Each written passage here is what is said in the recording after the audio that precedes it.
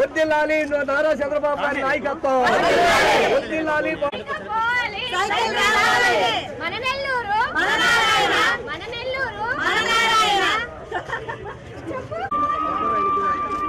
అమ్మా అమ్మా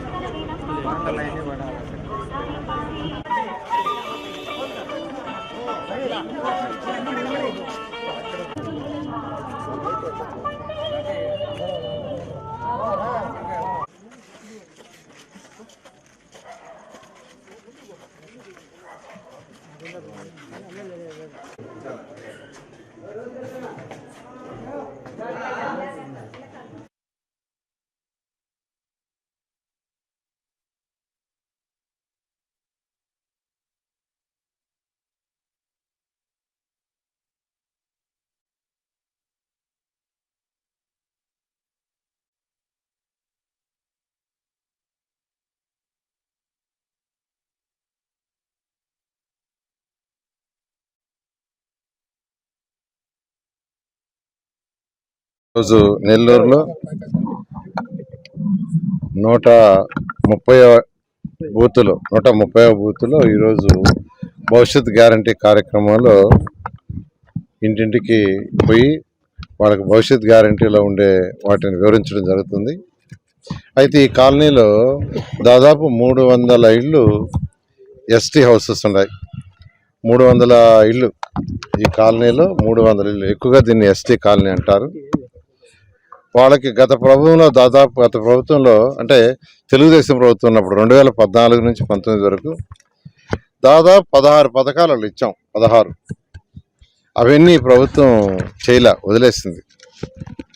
ఎస్టీలు అంటే ఎస్టీలని నేను కించపరిచి మాట్లాడటం కాదు, మొదటి నుంచి వాళ్ళలో ఎక్కువగా చదువుకున్న వాళ్ళు తక్కువ. అందుకని ఆ రోజు అంబేద్కర్ ఎస్సీలకి ఎస్టీలకి ప్రత్యేకంగా రిజర్వేషన్ పెట్టారు. ఆ మహానుభావుడు పెట్టబట్టే ఎంతోమంది ఐఏఎస్లు అయ్యారు, ఐపీఎస్లు అయ్యారు, అనేక మంది ఆఫీసర్లు అయ్యారు. ఎడ్యుకేషన్ ఇన్స్టిట్యూషన్లో రిజర్వేషన్స్ కావచ్చు, ఉద్యోగాల రిజర్వేషన్ కావచ్చు, ఖచ్చితంగా ఇవ్వాలి. ఎవరు కూడా భారతదేశంలో అంబేద్కర్ ఆ రోజు రచించిన దాన్ని ఎవరు డివియేట్ కాలేరు. కాబట్టి ఈరోజు ఎస్సీ ఎస్టీలు ముందుకు కొంత వచ్చారు. దాదాపు 21% వాళ్ళు ఈరోజు రిజర్వేషన్స్ ఉన్నాయి. 21% గవర్నమెంట్ ఉద్యోగాల్లో 21% వాళ్ళు చేరుతున్నారంటే ఆ రోజు అంబేద్కర్ మహానుభావుడు చేసిన రిజర్వేషన్.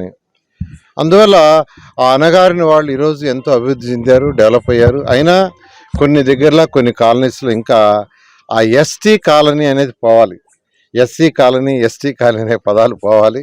అవి పోవాలంటే వీళ్ళు ఇంకా కొంత ఎడ్యుకేట్ కావాలంటే వాళ్ళకి ఖచ్చితంగా కొంత సపోర్ట్ ప్రభుత్వం నుంచి రావాలి.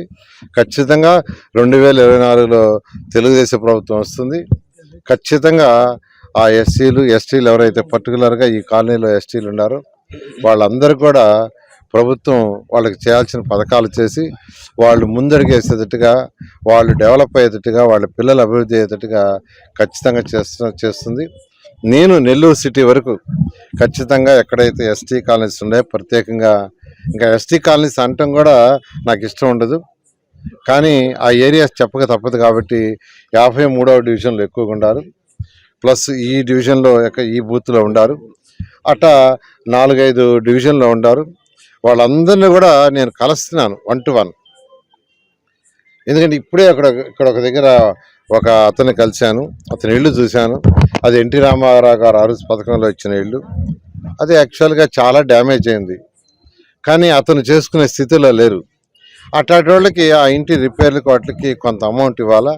గత ప్రభుత్వం అయితే, తెలుగుదేశం ప్రభుత్వం అయితే 10,000 ఇచ్చాం.